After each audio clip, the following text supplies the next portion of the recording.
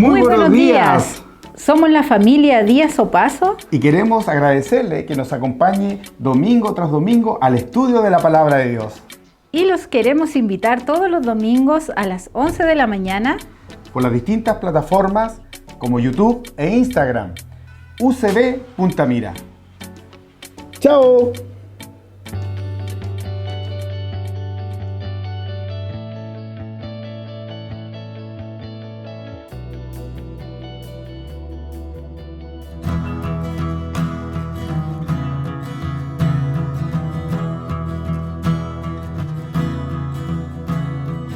Las espinas a vestir en el camino a morir, porque me abandonaste, Padre Dios.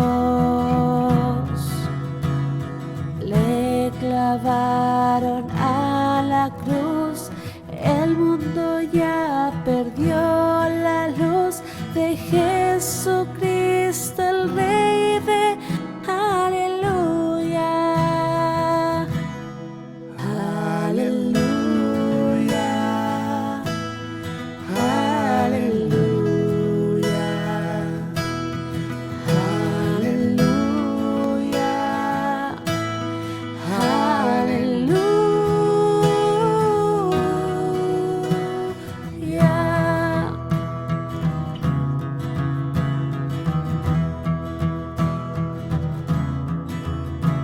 Bajó su rostro al sufrir, alzó su espíritu al subir.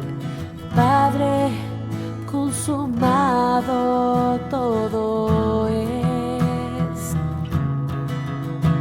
La copa amarga ya tomó, a los pecadores perdonó, su alma justa entregó a Dios.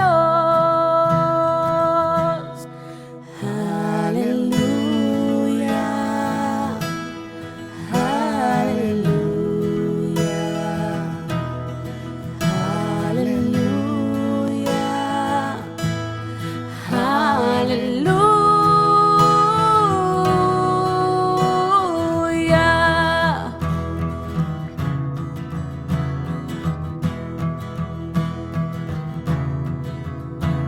3 días y otra vez a venir, mover la piedra, Cristo ungir con perfume dulce. Aleluya. Pero en la tumba al llegar no estaban solas, al mirar resucitó Jesús. Oh, aleluya. Aleluya.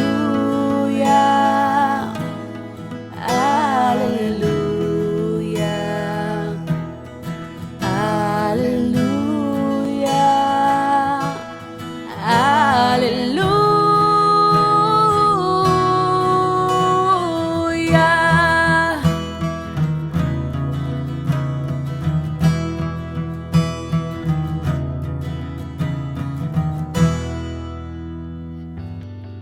Muy buenos días, hermanos. Para mí es un gozo saludarles.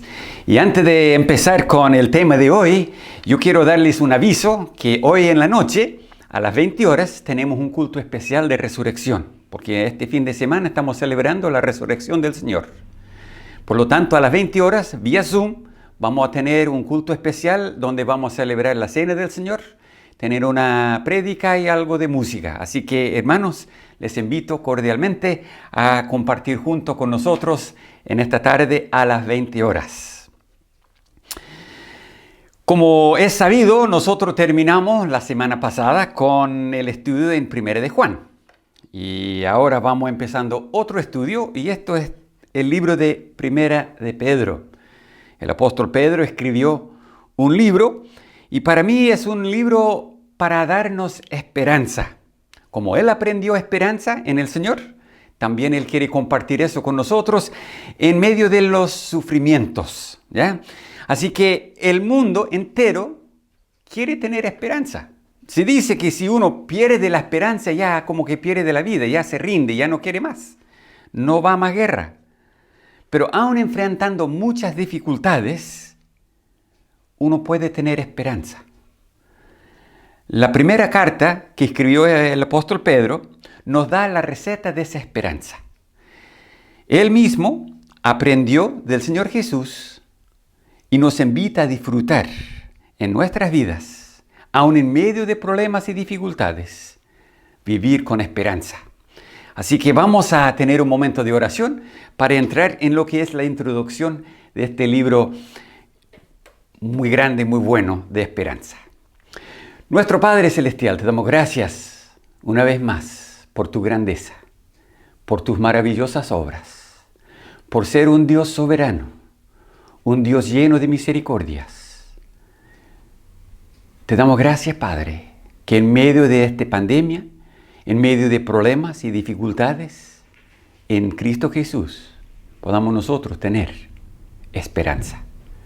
Y te pedimos que tú nos enseñes en el día de hoy todo lo que es el trasfondo y todos los detalles que se juntó para que el apóstol Pedro escribiera esta carta.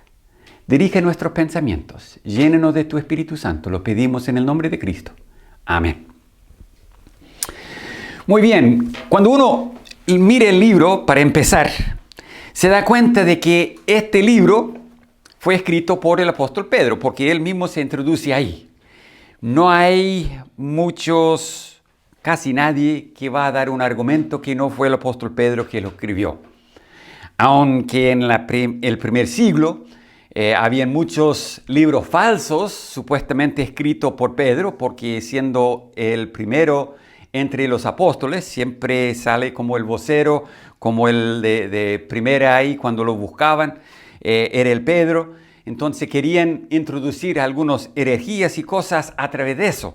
Pero este libro que tenemos ante nosotros es un libro escrito por el apóstol Pedro, más que probable era el Juan Marcos, que le sirvió de secretario para escribir con lápiz, pero las palabras vino del apóstol Pedro.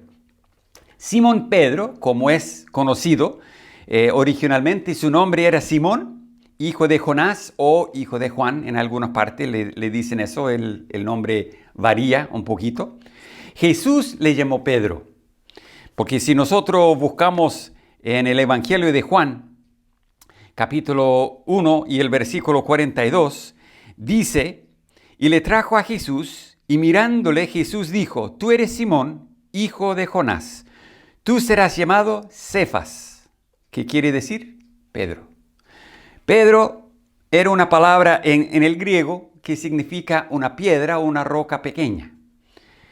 Y no sé si era por su cuerpo o por su personalidad o por los planes que tenía Jesús con el apóstol Pedro para el futuro de la iglesia. Son detalles que uno puede especular. No vamos a entrar en mucha especulación en esta mañana. En Mateo 16 hay otro texto ahí, versículos 17 y 18, que dice más o menos lo mismo, que Jesús le llamó Pedro, ¿ya? Que era Simón. Entonces viene el nombre Simón Pedro. Al parecer, el apóstol Pedro fue un hombre bastante forzudo. ¿Cómo sabemos eso? Bueno, si uno busca en el Evangelio de Juan, capítulo 21, y tenemos la historia de los apóstoles después de la resurrección, no sé si desanimados, no sabían qué más hacer, habían escuchado de que Jesús ya resucitó, ya había aparecido a Pedro, ya sabían de eso, pero Jesús no estaba. Entonces Pedro dijo, yo voy a pescar. Entonces ellos fueron con él, entonces pescaron toda la noche y sabemos la historia, no salió nada. Entonces llegando Jesús en la mañana y él dice, hijitos, ¿tenéis algo de comer? Y ellos dicen, no. Entonces él dijo, echa la red a la derecha de la barca y hallaréis. Bueno, ellos tiraron a la derecha y wow, se llenó la red de peces. Pero el versículo 11 nos dice algo aquí Jesús le dice en versículo 10, traed los peces que acabáis de pescar. Y subió Simón Pedro y sacó la red a tierra llena de grandes peces, 153. Y aun siendo tantos, la red no se rompió. Ahora, yo busqué en el internet para saber un poquito cuánto era el promedio de esos peces que había pescado Pedro. Y según toda la información que yo pude averiguar, el promedio es de 1,5 kilos por pez. No muy grande, pero cuando uno suma 153, llegue a ser 229,5 kilos. Y eso es el promedio. Y aquí en el texto dice grandes peces, es decir, más. Así que estamos hablando de unos 230, 250, quizá un poquito más kilos. Ahora, yo no sé de ustedes, pero yo no creo que yo sería capaz de tomar 230 kilos aún en una red y tirarlo a tierra. O sea, subirlo. No es dejarlo en el agua, es subirlo a tierra. Era un hombre fuerte, físicamente fuerte. Su educación, él aprendió a ser pescador. Trabajó con su padre. Era una cosa de aquel entonces que los hijos trabajaban con el padre, aprendían el mismo oficio y ellos seguían trabajando en eso, enseñando a sus hijos y así sucesivamente. Pero mayormente no tenían mucha educación. Algunos sí, otros no. Como el apóstol Pablo, sí, él tenía mucha educación. Pero aquí Pedro no. Y cuando uno lee, por ejemplo, en Hechos 4:13, dice acerca de los apóstoles que habían hecho el milagro de sanar a ese hombre cojo, que eran hombres ignorantes y sin letras. O sea, educación formal no tenían. Pero a pesar de eso, él pudo escribir un gran libro. Es decir, que él aprendió en el tiempo. Pero yo quiero mostrar algunos momentos grandes en su vida. Momentos en que Pedro quizás se destacó. En primer lugar, era discípulo de Jesús, porque Marcos nos dice eso en el Evangelio de Marcos, capítulo 1, versículos 16 al 18. Y dice así: andando junto al mar de Galilea, vio a Simón y a Andrés, su hermano, y echaban la red en el mar, porque eran pescadores. Y les dijo Jesús: venid en pos de mí, y haré que seáis pescadores de hombres. Y dejando luego sus redes, le siguieron. Dejaron sus redes y le siguieron. Y si uno mira lo que vino un poquito antes, que el Andrés, siendo discípulo de Juan el Bautista, dejó a Juan el Bautista y empezó a seguir a Jesús, y él fue a buscar a su hermano Pedro. Pero en la pesca, Jesús los ve y dice: venid en pos de mí, y haré que seáis pescadores de hombres. Y ellos dijeron: eso es bueno para nosotros. Así que empezó una vida de discipulado con el Señor Jesús. Pasando un tiempo, ellos andando con el Señor Jesús, en Cesarea de Filipo, era un lugar de los gentiles, un lugar donde uno dice: ¿para qué iría Jesús allá? Y era para tener tiempo aparte, a solas con sus discípulos, porque todos los demás lugares estaban los fariseos, los saduceos, estaba la cantidad de gente que siempre estaban alrededor de Jesús tratando de ser sanado y eso, pero un lugar donde estaban desconocidos para tener, no sé, unas vacaciones, un tiempito a solas. Pero en este lugar, Jesús hace algunas preguntas, y en Mateo capítulo 16, versículo 13 dice: viniendo Jesús a la región de Cesarea de Filipo, preguntó a sus discípulos diciendo: ¿quién dicen los hombres que es el Hijo del Hombre? Ellos dijeron: unos Juan el Bautista, otros Elías, y otros Jeremías, o alguno de los profetas. Y él les dijo: ¿y vosotros, quién decís que soy? Respondiendo Simón Pedro dijo, tú eres el Cristo, el Hijo del Dios viviente. Momento grande en la vida de Pedro, reconociendo a Jesús por quien era el Mesías, el que iba a venir, el que iba a proveer la salvación, abrir camino de Dios, mostrar Dios a todo el mundo en forma física. Entonces, aquí en Cesarea de Filipo, Pedro hizo una gran confesión. Mostró su entendimiento en las cosas de Dios. También en el libro de Mateo, el Evangelio de Mateo, en el capítulo 17, los primeros 9 versículos, nos dice que Jesús llamó a Pedro con Jacobo y Juan, los 2 hermanos, hijos de trueno, como son conocidos, para ser testigos de su transfiguración. Momento grande de ver a Jesús en su gloria, conversando con Moisés y Elías. Momentos que uno puede decir, no hay otro igual.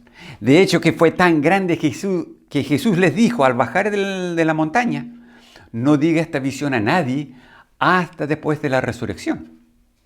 Entonces, era una cosa grande en la vida de ellos, ¿ya? Pero de ahí llegando al capítulo 26 de Mateo, es un momento grande. Algunos quizás van a decir, pero pastor,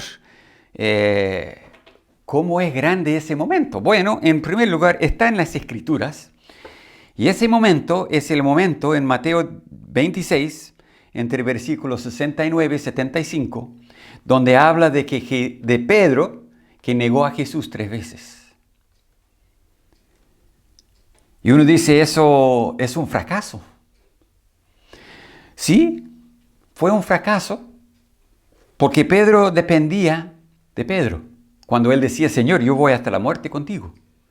Y vio en el momento de decirlo que él no tenía las fuerzas en sí, sino que él mismo empezó a ver que su dependencia era del Señor Jesús. Y por eso era grande el momento. Algo que compartí con los hermanos cuando tuvimos la reunión de miembros por Eugene Peterson. Él dice, el gran peligro para todos nosotros no son los errores que cometemos, sino que viviéramos desapercibidos, sin responder e incrédulos ante Cristo. Pedro no era de esa. No era uno que comete algún error y se va, como muchos lo hacen. Caen en algún error, algún problema y desaparecen, ya no se ve más. Salieron de nosotros porque no eran de nosotros. Pedro sí, era diferente. Pedro volvió, como sabemos por la historia. Entonces, este momento grande era el momento en que él pudo ver que su dependencia no era en Pedro, sino que en Cristo Jesús. Y eso se vio después. En Lucas vemos la obra del Señor Jesús. En Lucas capítulo 22, versículos 31 y 32, nos habla de lo que Jesús dijo antes de ir a la cruz, antes de morir. Y predice que Pedro le va a negar 3 veces.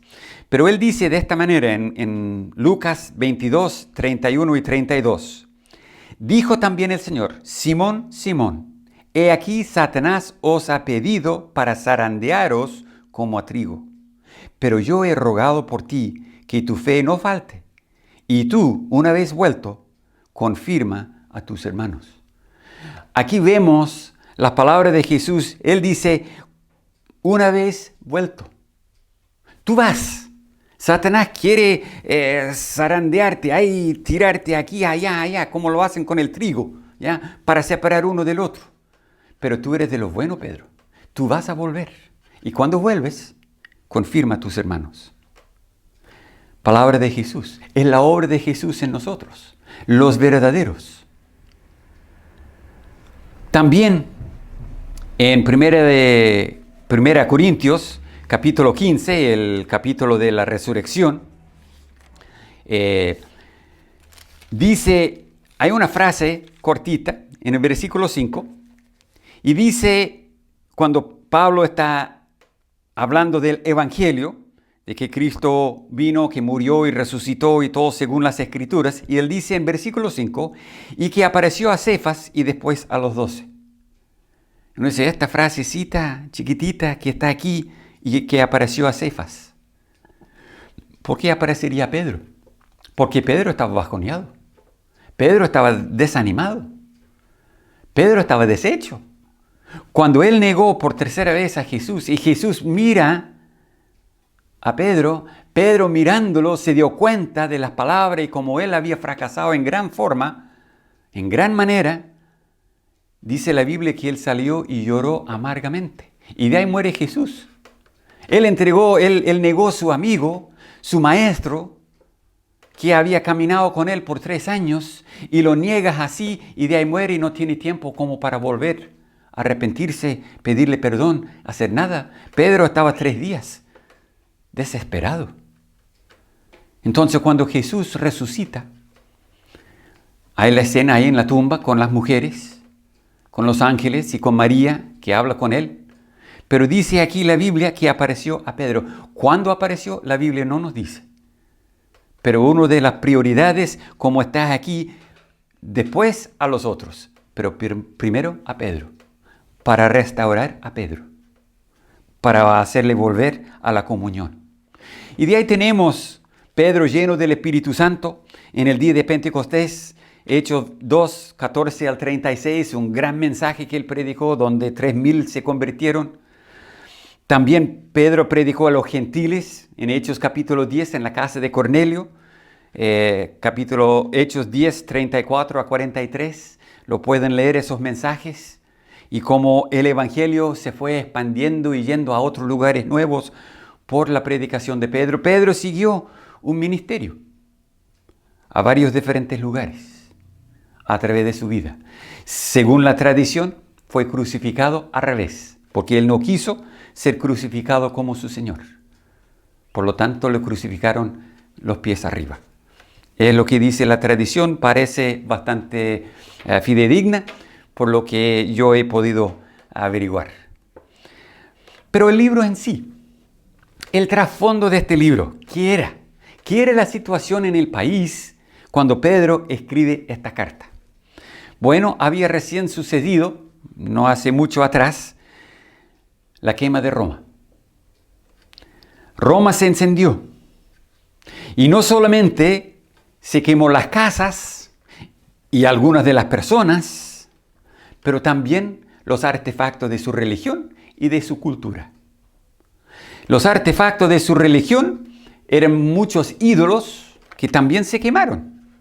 Y ante la impotencia de sus dioses de parar una tragedia tan grande, el resentimiento de las personas era muy profundo. Ellos empezaron a creer, como muchos en ese entonces, que fue el mismo Nerón que quería construir y para construir tenía que destruir, así que mandó a quemar Roma para poder volver a construir algo que él quería. Y bueno, como buen político, Nerón no quiso recibir la culpa. Si fue o no, yo no estuve presente, yo no tengo información para decir que sí, pero eso es la creencia, que Nerón sí lo quemó, pero buscando a quién culpar. ¿Quién es su chivo expiatorio? ¿A quién va a culpar de esta tremenda tragedia que la gente van a creer? Y bueno, él encontró a los cristianos. Un grupo, parece muy pacíficos, no causan tanto problema, no van a hablar tanto en contra, ya, vamos a tirarle ahí. Entonces él dijo, eran los cristianos que quemó a Roma. Porque eran los romanos que crucificaron a su Jesús, por lo tanto ellos vinieron y tomaron esta venganza. ¿Sí o no? No sé exactamente la palabra que dijo, pero la gente lo creyó. Es lo principal. Desesperado, creyeron a su emperador, provocando una ola de persecución contra los cristianos. Llegó a no ser contra la ley matar cristianos. Chipre libre para matarlos. Pedro escribe su carta de esperanza a este pueblo perseguido, saliendo de Roma, saliendo por todas partes. Y como dice aquí en 1 de Pedro, capítulo 1, versículo 1, después de introducirse, él dice a los expatriados de la dispersión en Ponto, Galacia, Capadocia, Asia y Bitinia. Fueron escritos a ellos, a los expatriados de la dispersión. Fueron esparcidos, expatriados, porque habían sido criados y han vivido toda su vida en Roma. Por lo tanto, tenían que salir. Y esa carta fue a ellos, porque están en un nuevo lugar. Igual con persecución, igual con dificultades. Pedro escribe esa carta. Y dice de dónde lo escribió. Lo único que dice que es Babilonia, la iglesia de Babilonia os saluda, es decir, que eso es donde estaba cuando lo escribió. Ahora, la iglesia en Babilonia, ¿qué era? No se sabe, no hay mucha evidencia para decir que fue uno de los posibles 3 lugares. Y para que lo sepan, Babilonia en el norte de Egipto era un fuerte, un lugar de presencia de los romanos en Egipto, llamado Babilonia. Poco probable porque era un pueblo pequeño e insignificante, pero no por eso Pedro no iría allá. Es posible, aunque dudable. Puede haber sido la Babilonia en Mesopotamia. Igual, no se sabe si fue ahí o no, porque algo lejos de donde él había viajado en Palestina, en toda esa zona entre Roma y Jerusalén. Pero no hay nada más para decir. Y lo otro es un alias para la ciudad de Roma. Muchos creen eso, usado para no poner en peligro la vida de los creyentes. Dice, Babilonia, ¿dónde está eso? ¿Dónde está ese Pedro? Bueno, no se sabe. ¿Ya? Ahora, eso siendo un engaño y cosas así, hay argumentos contra los 3, pero eso es lo que dice. No hay suficiente detalle para saber con certeza, pero es lo que él dice dónde estaba cuando escribió el libro. El tema. ¿Cuál es el tema? Bueno, debido a la dispersión y la mala fama, podemos decir, de los creyentes, ¿ya?, que fueron culpados del incendio de Roma, la persecución creciente, el propósito del libro es cómo enfrentar el sufrimiento. ¿Cómo lo vamos a enfrentar? Pero ¿cómo lo vamos a enfrentar sin perder esperanza? Sin amargarse, confiando en el Señor y esperando su venida. Eso es lo que el John MacArthur tiene en su comentario, lo que él ve que es el propósito del libro, y para mí es bastante bueno. Nosotros, en frente del sufrimiento, ¿perdemos la esperanza? O bueno, ya un día el Señor va a venir, pero nos amargamos. ¿Seguimos confiando día a día en un Dios soberano? ¿Estamos todavía esperando su venida? Son buenas preguntas, ahí lo vamos a aprender. Los ataques satánicos también tienen la meta de desacreditar el Evangelio por el mal testimonio de los mismos creyentes. Los que caen en tentación y acceden a esa tentación, dejen un mal testimonio. Y de ahí viene Satanás a decir, mire, esto ya no sirve de nada. ¿Ya? Es por eso que Pedro nos insta a que no le demos la oportunidad a que hablen así. Por ejemplo, en 1 de Pedro 2, versículo 15 dice, porque esta es la voluntad de Dios, que haciendo bien hagáis callar la ignorancia de los hombres insensatos. También en capítulo 4, versículos 12 al 19, no voy a leer todos estos versículos, sino el último que resume lo que él está diciendo, ¿ya? De modo que los que padecen según la voluntad de Dios encomiendan sus almas al fiel Creador y hagan el bien. Repite eso, de hacer el bien. No importa qué pasa, cumple la voluntad de Dios en su vida en hacer el bien. En el libro hay varias bendiciones y privilegios que están enumerados. Y entre cada uno, como encalado entre las bendiciones, una muestra de la injusticia, la hostilidad, que uno puede ir aplicando estas bendiciones a esa injusticia, a esa hostilidad que yo estoy enfrentando como creyente. La pregunta básica que responde Pedro es ¿cómo enfrentar la hostilidad? Es una cosa que la circunstancia, mire, tuvimos un terremoto y ya sufrimos ese daño. Es una cosa que uno dice, bueno, ya es algo que pasó. Pero cuando son personas deliberadamente haciéndonos daño, buscando, planificando hacernos daño, ¿cómo enfrentamos eso? Otras preguntas que él enfrenta en el libro son, ¿es necesario el sacerdocio? Porque los judíos creían que sí. Él responde a eso. ¿Cuál es la actitud del creyente ante el gobierno y la desobediencia civil? Algo que estamos viviendo en nuestro país. ¿Cómo debemos enfrentarlo? Ahí lo vamos a aprender en este libro. ¿Qué actitud debe tener un empleado ante un jefe hostil?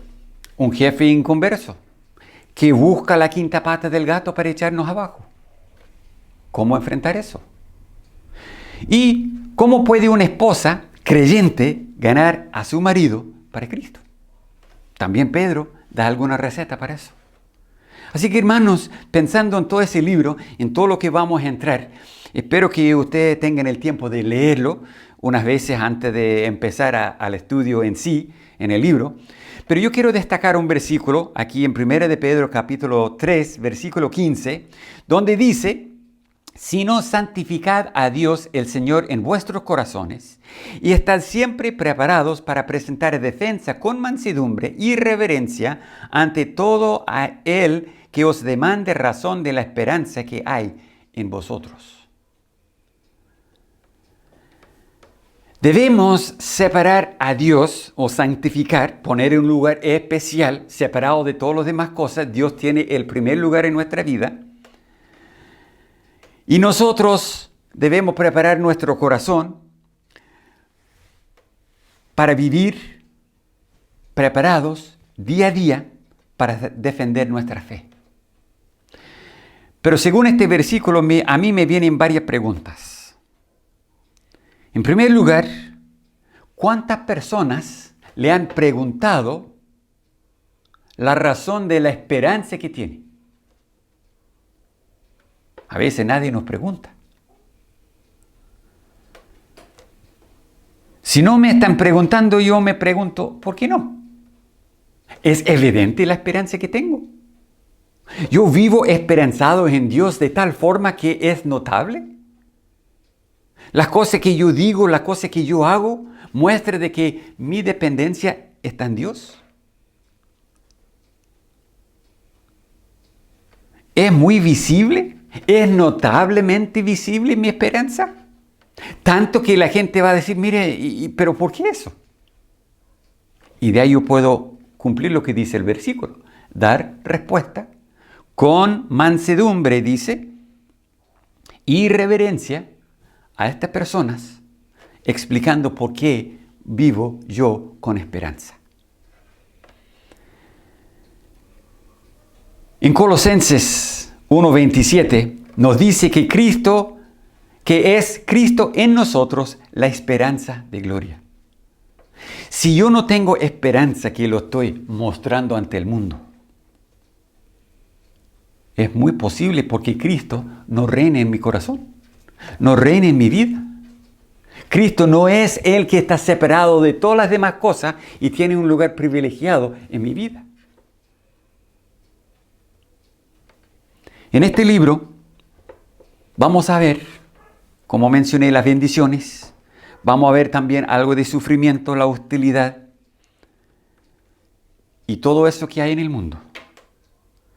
Pero ante todo, mi esperanza es que veamos la grandeza de nuestro Dios y que no perdamos esperanza en un Dios soberano cuando vivimos en este mundo. Y que esto sea notable en nuestras vidas. Nuestro Padre Celestial, te damos gracias por el apóstol Pedro, que tomó el tiempo de escribir para personas que están pasando dificultades, porque nosotros también estamos pasando dificultades. En el mundo hay aflicción, pero tú has vencido el mundo. Y Padre, que nuestra esperanza sea siempre en ti.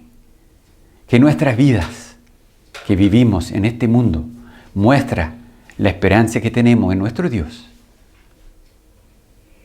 Y que todo el mundo puede ver en nosotros, Cristo Jesús, la esperanza de gloria. Dirige nuestros pasos, Padre, en el nombre de Cristo te lo pedimos. Amén.